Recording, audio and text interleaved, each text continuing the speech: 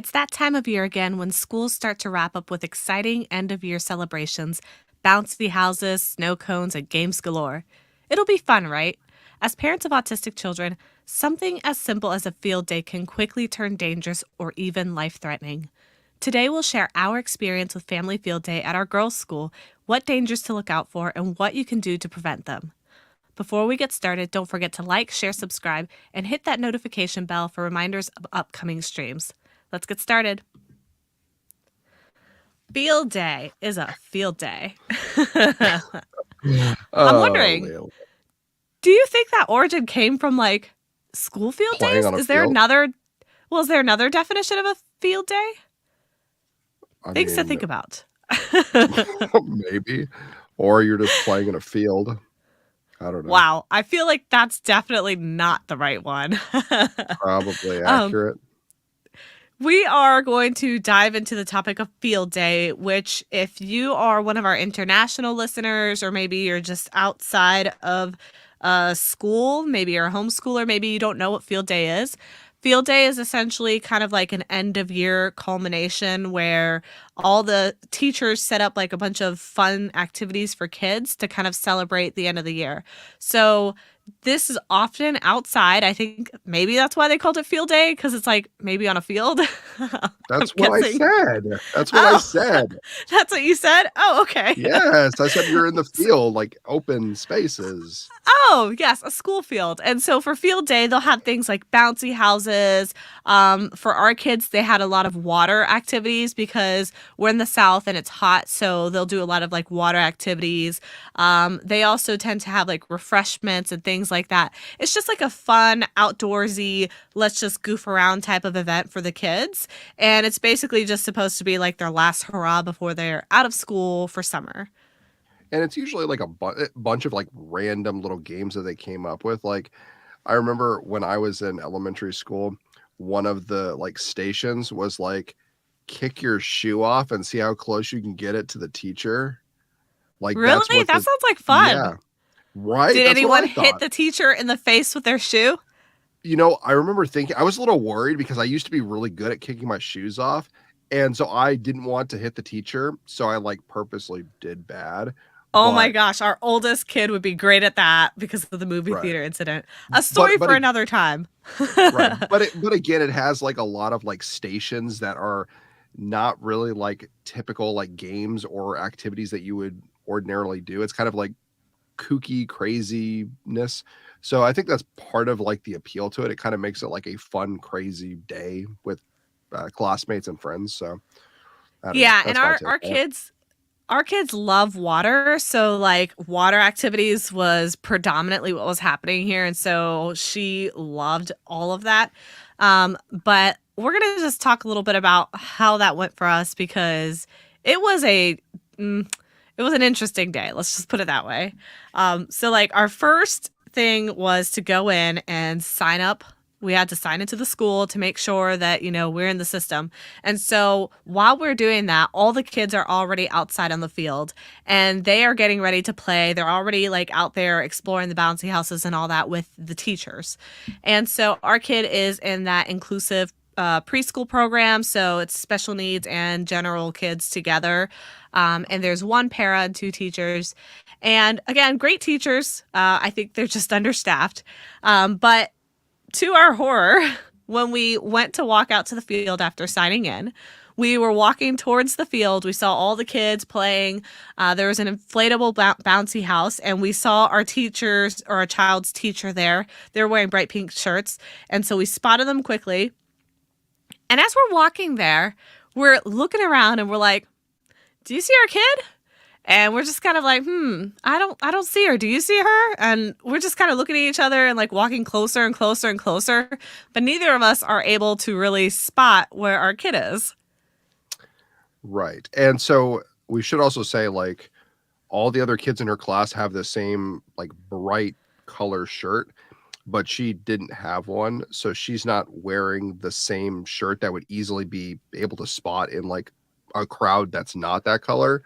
So yeah, needless to Yeah. say, she was not with her class. And no one was really sure where she had wandered off to. So that Yeah. was our first experience with field day this year. So we were So kind of like like, okay, where is she? as we're Uh, walking and approaching the bouncy house, we notice that she's not there, and then the worst part is like when you see the teachers looking at you and then they look around and like panic and they're like horrified, then you know something's wrong. Then I'm like, oh no, they don't know where she is. So our kid had eloped. She had eloped during field day, before we even got there. And I mean, we got there pretty close to the beginning of it. And so the teachers didn't know where she was. I mean, they said that she was in the bouncy house and the teacher had gone in to help her out because I think she was struggling because of all the hypotonia and stuff. So they were trying to help her out. And I think they said that she got out before they did. And then I guess just ran off and basically disappeared. And so my immediate reaction was basically to just like stay calm, mostly because I was smart and thought ahead and I had a GPS tracker on her. So because I had that GPS tracker on her, I wasn't like super panicky. But at the same time, I'm the type of person that's like, let me make sure this is an emergency before I panic. So the first thing that we did was kind of like scan the area first and see if we could find her. And we ultimately did find her. She had run to, of course, the group that had, what was the reason, Matthew? her favorite color. Yep. So she loves the color red. So she found the class that had red shirts, and she went and kind of surrounded herself with them. I think it was another preschool class though, right? Or kindergarten class. It I'm was it not was like sure. I think they're a little older, but not much older.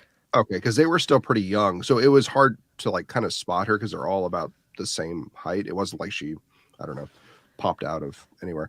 But thankfully, yeah, we were able to find her, I'd say relatively quick, within a couple of minutes, I think, of um noticing. I mean, well, I don't know how long she was missing before we got there, but once we realized that she was Yeah, missing, that's true. I mean, I'm guessing hopefully that she was only gone as soon as we got there, but I mean, who knows? Honestly, though, but like we found her. The teachers didn't find her. The staff didn't find her. We found her. So Right, we right, are like concerned, like, wow, what would have happened if we hadn't come? Like, what if we couldn't have come because of work or something? Would they have right. noticed that she was missing? Would she have gone further? So, like, that was something that kind of like worried us and like makes us concerned about her going on field trips and things like that. This is exactly what we're talking about, that sometimes it's hard to get across with the school system of like having them understand that like no, she is an eloper, and if you are not having like a one-on-one with her, she will disappear.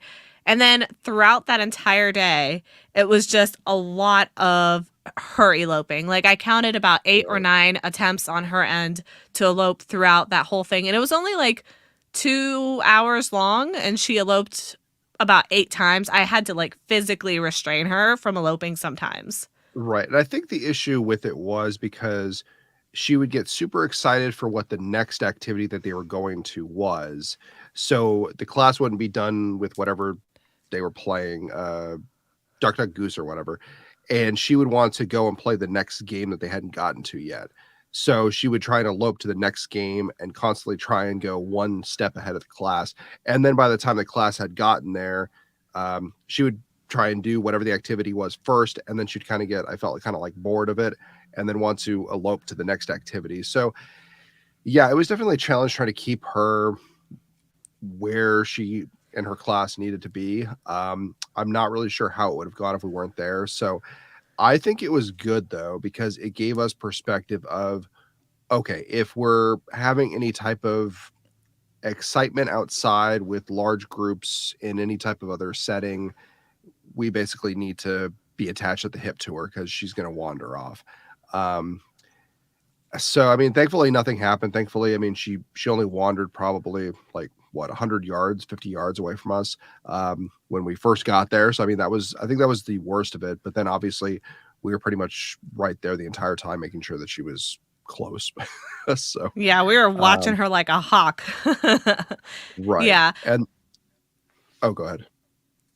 Well, one of the things that I noticed is that for her, there's like 2 different reasons why she will elope. One of them is usually like if she's really attracted to something, So she will tend to elope if she's trying to go towards that thing. So if it's something that she really, really, really likes, in this case, it was a lot of water activities, and she is super attracted to water. And it was outdoors in like a field that had like flowers and things like that. And she's super attracted to nature. Those are two of her triggers for elopement. So that was already set to be kind of like murky territory for her. The other reason that she tends to elope is to avoid something. So if something scares her, if there's something she doesn't want to do, she will also elope for those reasons. So we at least know the triggers that cause it. And unfortunately, something like a field day is basically meant to be like a massive trigger for her because if it's exciting, if it's something she wants to do, it's pretty much a guarantee that she's going to try to elope at some point in time. I've started to nickname in my own mind field day as eloper's paradise because there's Eloper's paradise, parents' hell. right, because there's always like something exciting and like going on. So it would like, I mean, like we saw, like she wanted to go around the massive circle of all the different activities. So I mean, I mean, she had a great time, obviously, because I mean, she was living her best years, kind of thing. But Doing her best life. right.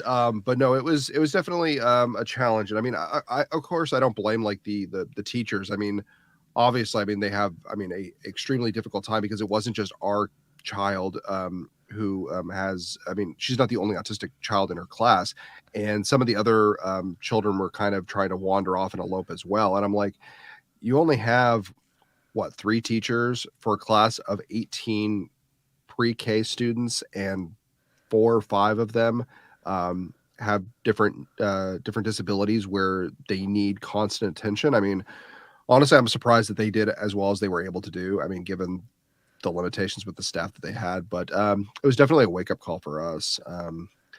Yeah, Yeah.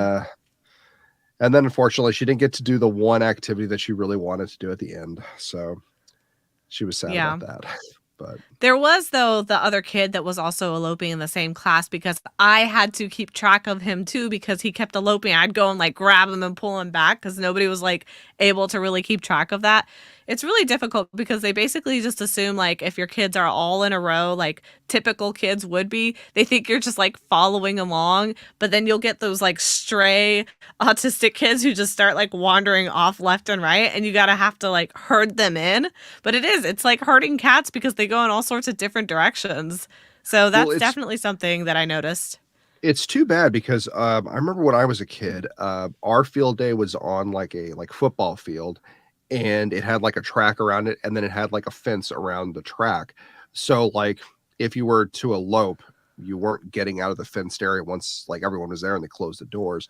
But unfortunately, like where they did it on like their school, I think it had like only like two fences on like, oh actually no, I don't even think it had a fence on the Yeah, backside. I don't think they had any fencing at all. It was just an open, completely open field. So, like, Hmm. there's a couple of things that, like, from my experience on kind of handling how she eloped this year, one of the things that I've learned is basically to know your environment and try to know your kids' triggers. Like, for us, we've been able to spot that pattern of when she's likely to elope, whether it's something she really wants or something that she will avoid. And because I know the things that she tends to want, like flowers or birds or things like that, I can get a sense of whether I think she's going to be in an area that will trigger elopement beforehand. If you're able to do that, then you can kind of scope the area out and see if there are any preventative measures, like is anything fenced in, is it not? If you know that it's not going to be, then you know it's going to be an all hands on deck situation. Like Matt and I knew it was an open field. We knew this was probably going to be hard for her. So we made sure that both of us went that day. It wasn't just one of us, both of us went. And as we were walking through the activities from activity to activity with the class, Matt was on one side of her and I was on the other side of her so that if she was going to elope left or right, one of us would be there the whole time. So we worked to be basically that kind of pretend fence for her. And so we always made sure that we were within like arm's reach of her, things like that. honestly, retrospectively, I probably could have brought that little bracelet that we have that attaches from your wrist to the child's wrist. That might have been a good idea. I might consider that next time. But for those of you listening, perhaps having something like that, or like the backpack harness or something like that, maybe even the wagon, if the terrain is doable. I think it was a little potentially muddy because of the water play, but if it's Right. doable.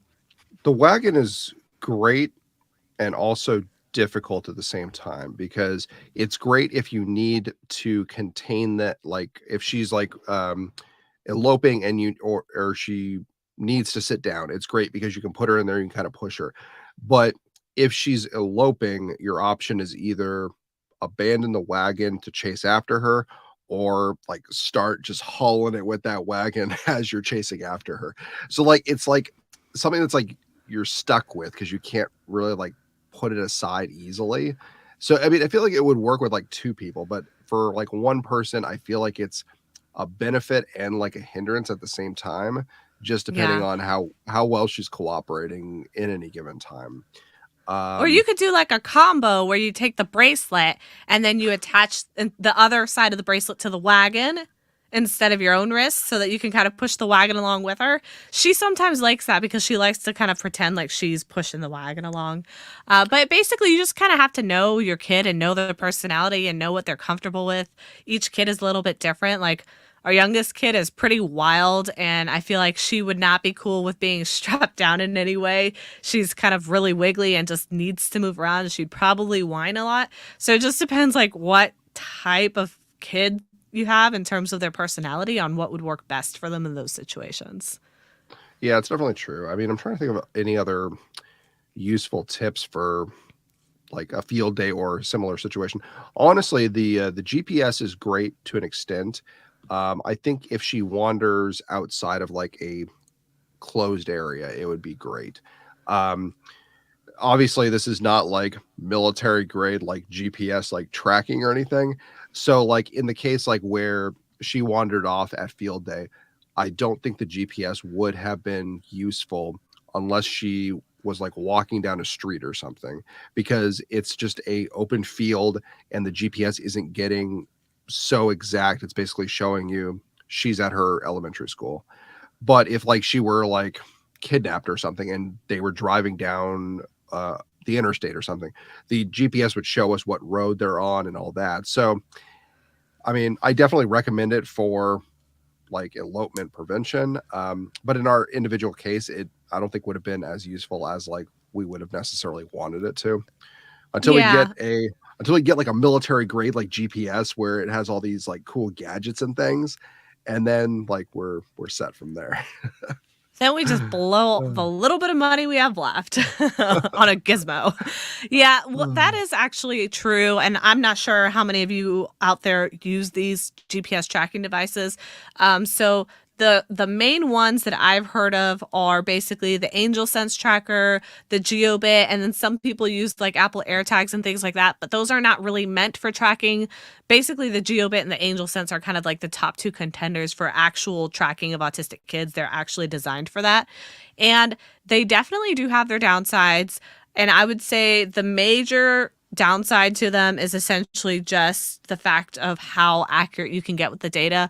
It depends on your cell phone connection and it depends on basically how the app geo fences locations. So you're able to basically put designate an area as like geofenced on the app. But the thing is, if you're within that area, so like on the field day, we were within the designated safety zone, which was the school. So if you're both within that designated safety zone, the GPS tracker basically doesn't do its job because it thinks that it's a safe zone. Therefore, it's going to conserve its battery energy and it's not going to basically do its job. So in those situations, it's not as helpful. So like because she was so close to us, the GPS tracker wasn't able to really tell us where she was in real time. It would tell us where she is in the general vicinity. So I knew she was still like on campus, for example. I knew she was still there. And I knew she was close enough to me because it was connecting through Bluetooth. And it only does that if you're within Bluetooth distance. But beyond that, it doesn't give you any more specifics. And so I think that GPS trackers still have a long way to go. Hopefully, in the future, they will be able to get one that's a little more detailed and a little easier and more efficient to use. But for right now, these are the tools that we have. And I honestly think it's better to have something than nothing. And so for me, having that GPS tracker is really important. Oh, no, I completely agree because I mean, honestly, it was, the other night, late at, like, 11 o'clock at night, and our phone started buzzing with, like, that Amber Alert emergency message, and it was, Yeah. basically saying that I think it was, like, an 8 or 9-year-old or something that had basically wandered off, and they were, like, trying to notify the public, like, "Oh, if you see him, please call authorities," and, like, all that. So, I mean, if you did have a GPS tracker, that would definitely give you like a leg up in that event where you're not just, I mean, blindly saying like, okay, we have no idea where they are, like call anyone you can think of kind of thing. So, I mean, I definitely think it is better than nothing by, I mean, by all means.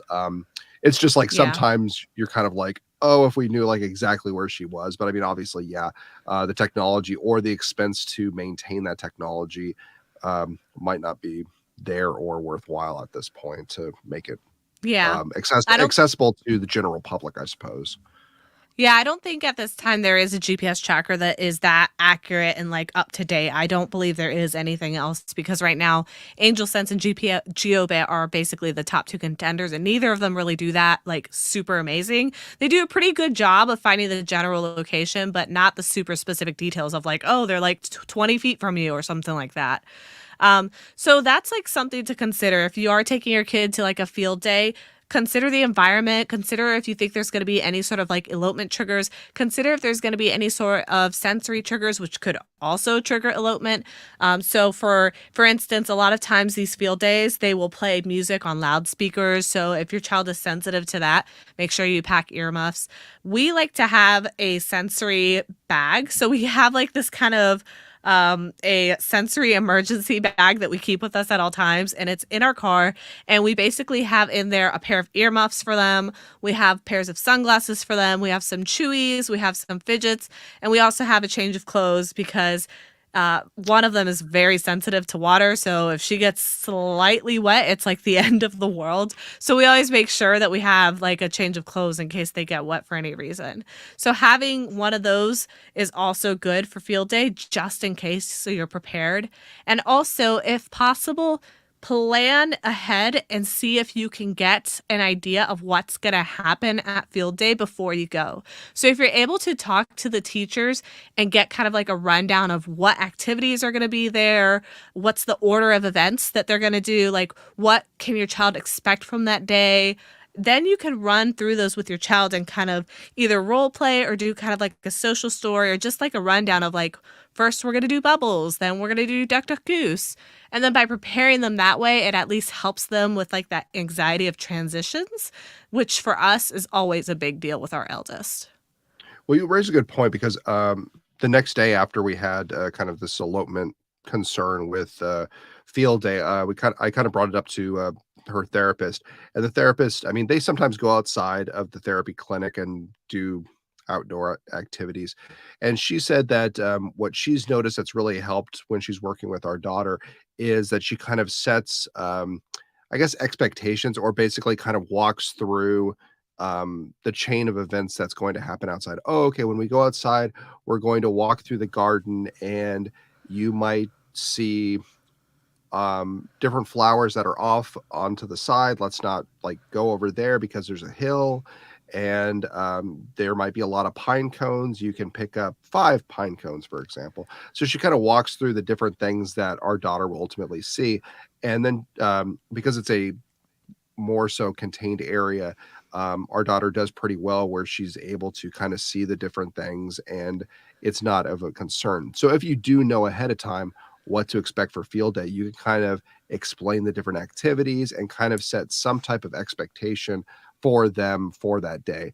And then hopefully from there, some of it will stick as far as what they're experiencing.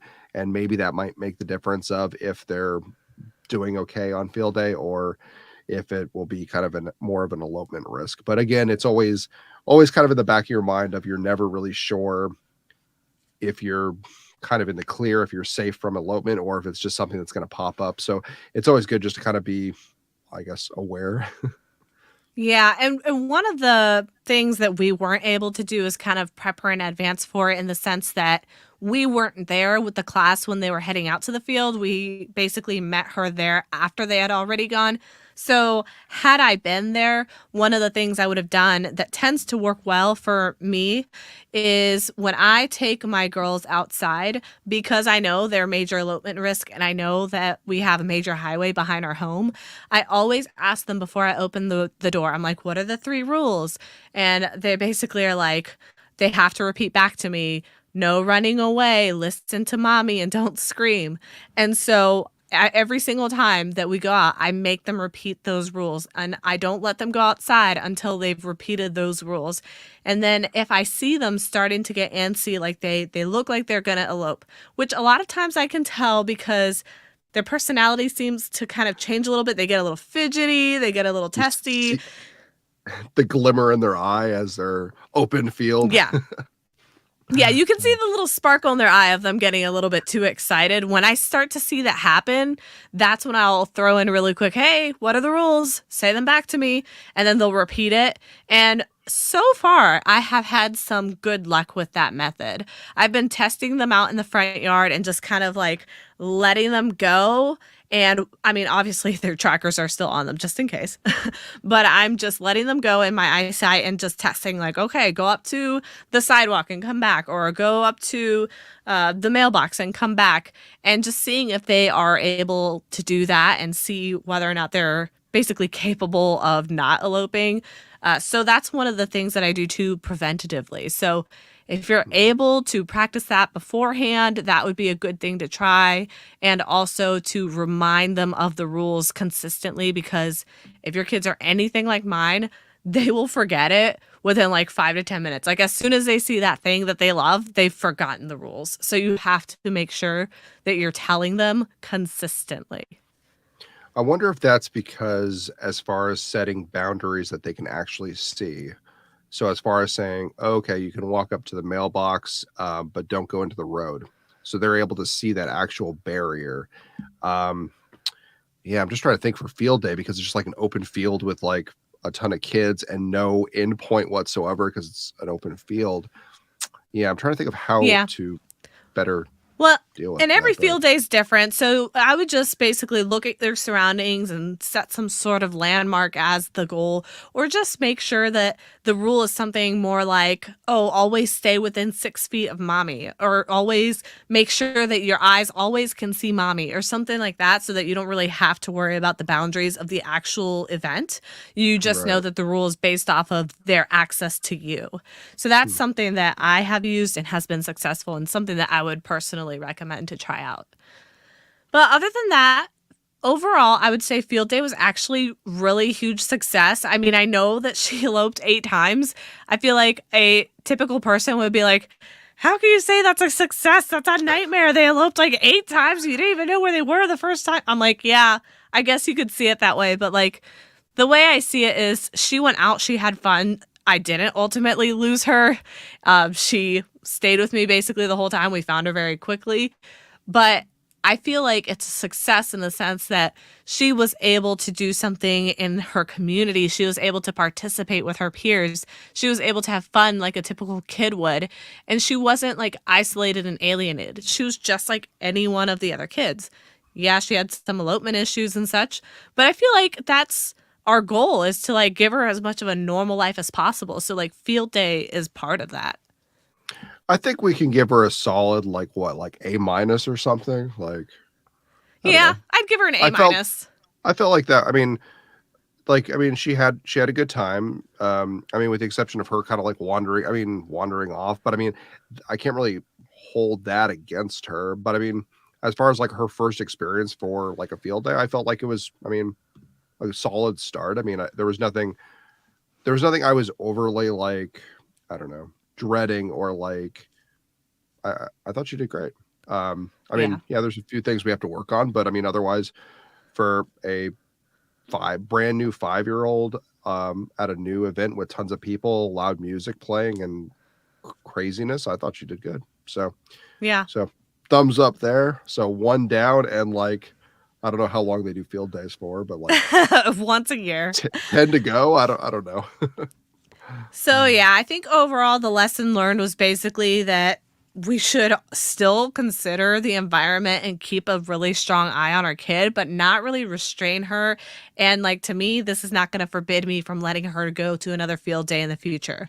I'm not scared of it. I'm not like, oh no, this happened in the last field day. I never want her to go to field day again. Instead, the lesson that I've learned is like, oh no, next time I need to be even more prepared for field day. Next time I need to definitely come with a plan in advance. I need to know exactly what's going to be happening, and I need to like walk through it with my kid. So that's what I've learned, and that's what I always try to encourage people, like see these what we would consider disappointments or problems as an opportunity for growth and development, as an opportunity to basically try again but better. And that way we're always giving our kids new opportunities, we're always giving them another chance, and we're always opening doors rather than closing them. Because that's what tends to happen with special needs kids, is they just end up growing up with all these doors shutting on their faces. And I feel like for me, I'm the type of person that wants to keep as many doors open as possible. And the most important thing for next time is make sure we're there 5 minutes earlier. Yeah. Make So sure we're we're there on time, or early, actually, not on time, yeah, early. So, but no, I mean, I agree. I mean, I think it was a great first exposure. I mean, she got to do something with her class. She got to engage, play with them. I mean, have little conversations with them, and I mean, that's really what we're looking for. I mean, at this age, I mean, yeah, any exposure to getting out in the real world and doing things that her peers are doing is all I can really ask for. Yeah. So that's really all we have for today. Before we wrap up, if you like what you hear, please consider supporting our channel via Cash App or Venmo. And if you haven't heard before, we are basically trying to just keep these programs running and trying to keep our channel running despite my current job loss situation. So any little bit would help. We're really just trying to keep the podcast up and running, just pay the fees that it takes to keep the show going. That's really all this is for. So if you would like to help us out, Cash App is the $ Autism Wish, or Venmo, it's just Autism Wish. Any little bit helps. Thank you all very much, and we will catch you all next week. See All y'all, right. everyone. Bye. Bye.